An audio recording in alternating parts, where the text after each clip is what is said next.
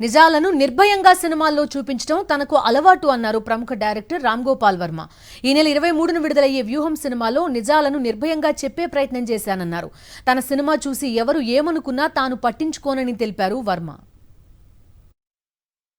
వ్యూహం గాని శపథం గాని దాంట్లో ఐ జస్ట్ వాంటెడ్ టు నిజాన్ని బట్టలిప్పేసి నేకెడ్ గా చూపించడం అనేది నా బేసిక్ ఇంటెన్షన్ అండ్ ఆబ్జెక్టివ్.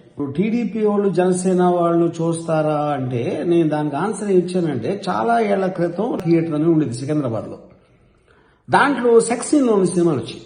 కానీ జనాలు వెళ్ళటానికి నేను వెళ్తే నాకు తెలిసిన ఎవరన్నా చూస్తే నేను ఇలాంటి సినిమా చూడటానికి వచ్చానని వాడికి తెలిసిపోతుందేమో వీడికి తెలిసిపోతుందని భయంతో వెళ్ళేవారు కదా. వాళ్ళు వేరే వేరే ఆటల్లో అక్కడక్కడ చూసుకునేవారు. సో సిమిలర్ గా నేను రోజు రేపు పొద్దున్న పాన్ చూసినట్టు టీడీపీ వాళ్ళు జనసేన వాళ్ళు వ్యూహం అనే సినిమాని ఎవ్వరికీ తెలియకుండా వాళ్ళ బాత్రూంలో చూసుకుంటారు అనేది నా ఉద్దేశం.